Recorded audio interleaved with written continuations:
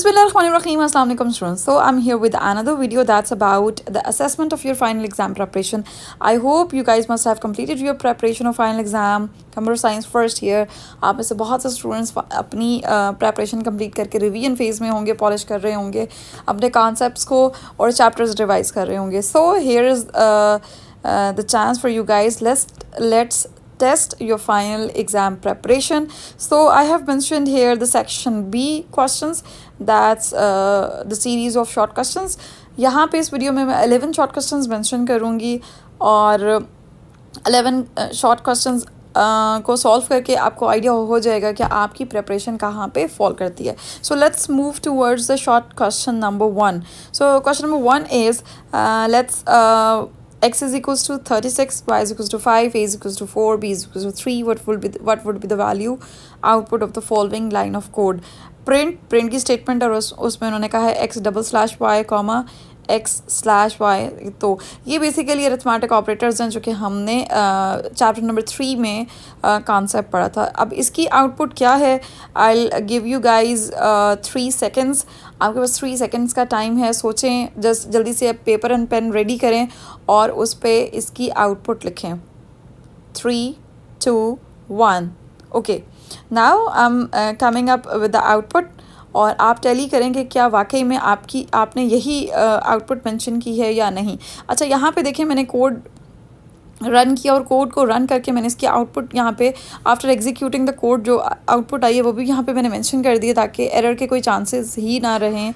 तो x is equals to 36 है, y is equals to 5 है, a इज इक्वल्स टू 4 है, b is equals to 3. Print की statement यहाँ पे x डबल स्लैश y, तो इसकी आउटपुट यहाँ पे y आ रही है. x स्लैश y इसकी जो यहाँ पे 7.2 है. अच्छा, वो डबल स्लैश जब यहाँ पे है तो वो जो उसकी डेसिमल वाली वो ट्रंकेट हो जाती है. मॉड्यूलस का रिजल्ट हमारे पास 1 आ रहा है. डबल स्टारिक जो है उसमें हमारे पास बेसिकली ये एक्सपोनेंट का सिंबल है, a एक्सपोनेंट b. तो हमारे पास आंसर यहाँ पे 64 आएगा. कैसे? बिकॉज a की वैल्यू हमारे पास 4 है, 4 का क्यूब जो है that would be 64. a is not equals to b, so that's true. तो यहाँ पे ट्रू रिटर्न हो रहा है. और a is equals to b, क्योंकि दो इक्वल के साइन है, it means it's equality.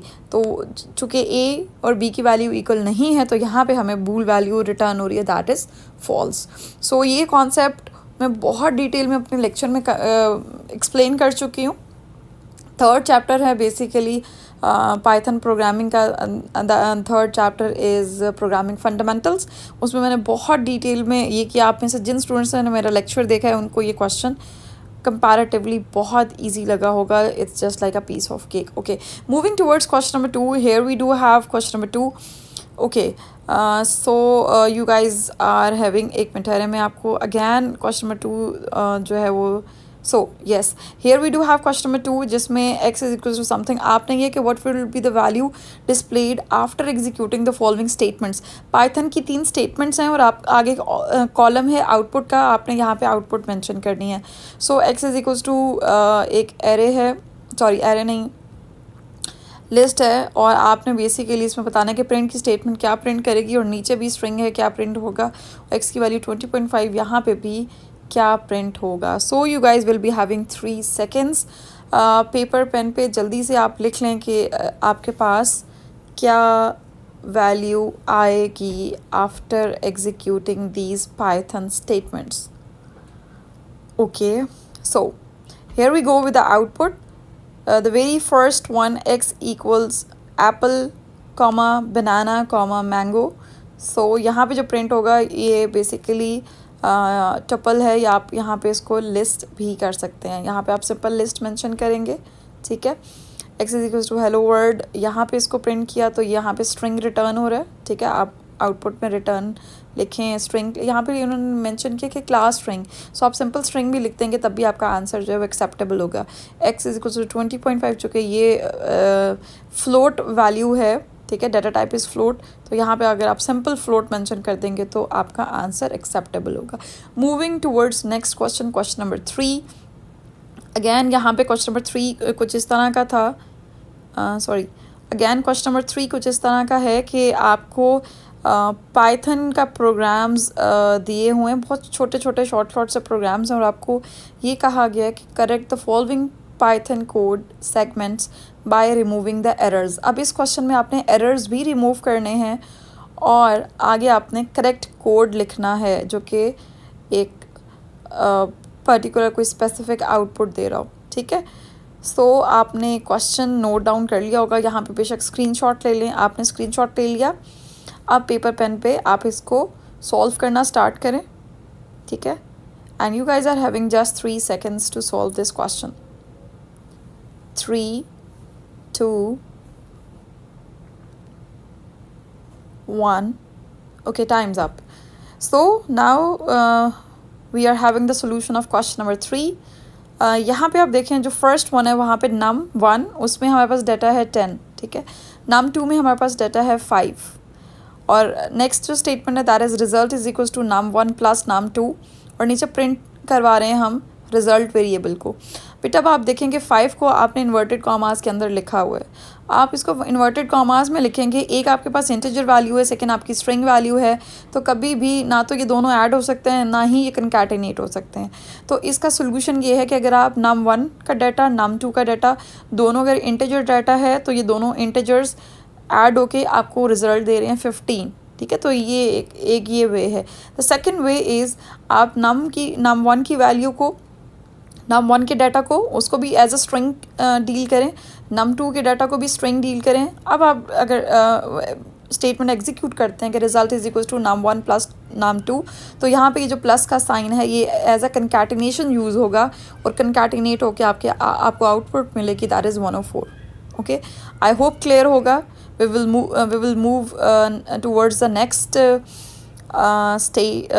the segment, Python segment. So fruits equal Islamabad, Karachi, Lahore, और नीचे प्रिंट हो रहा है फ्रूट और जो इंडेक्स है दैट इज़ 3। बेटा यहाँ पे जो साइज़ है हमारे पास जो मैक्स यहाँ पे जो 3 है, देखें थर्ड पे आपका नॉर्मली होता ये कि नल ऑपरेटर होता है, उसका तो कॉन्सेप्ट हमने रीड आउट नहीं किया।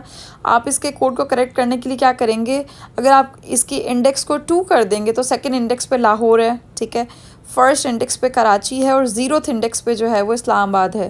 तो आप इस तरह से कोड करेक्ट कर सकते हैं, आपको फुल मार्क्स मिलेंगे। Now we will move towards the next question.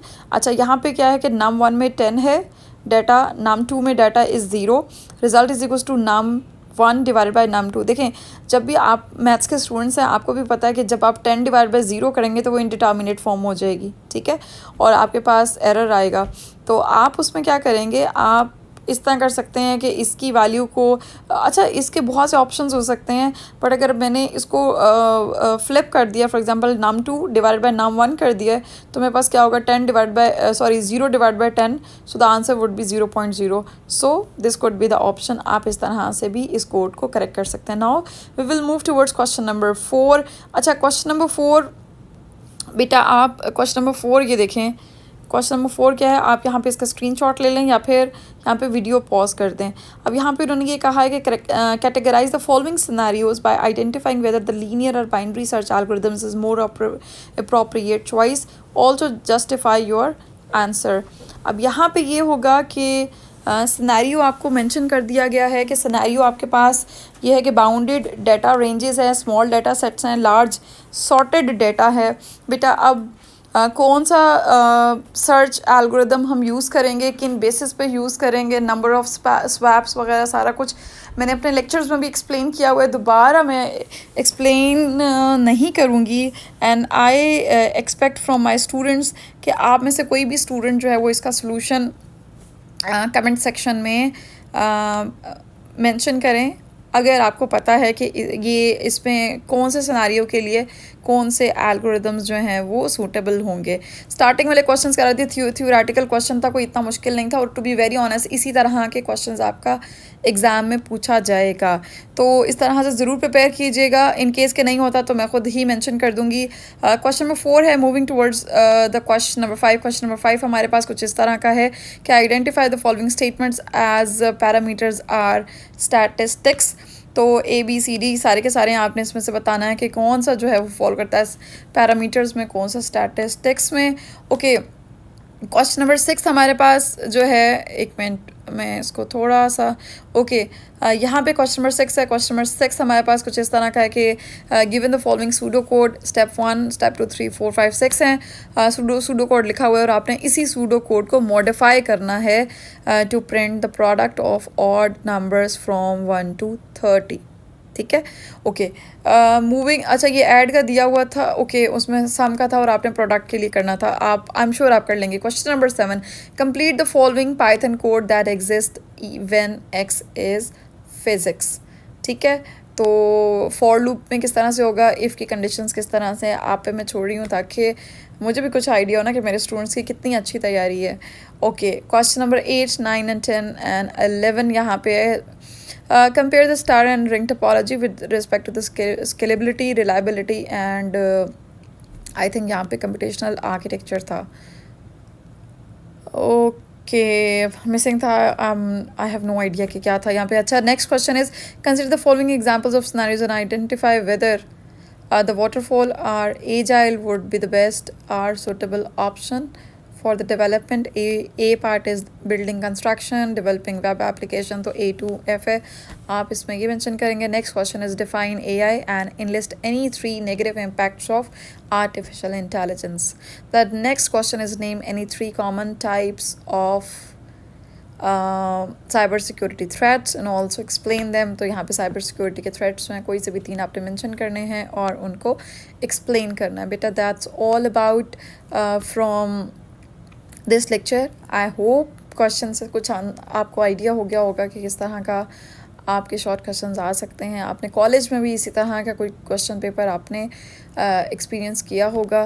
So calculate your scored marks. I hope आप सबका स्कोर बहुत अच्छा हुआ होगा। कमेंट सेक्शन में बताइएगा अगर बताना चाहें, इट्स अप टू यू।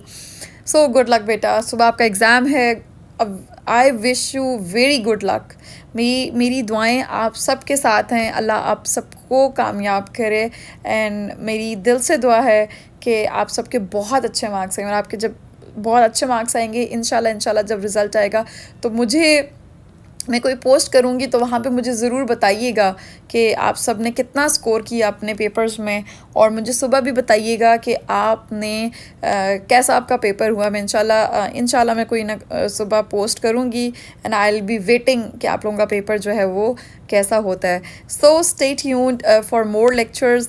इंशाल्लाह will see you in the next lecture इंशाल्लाह।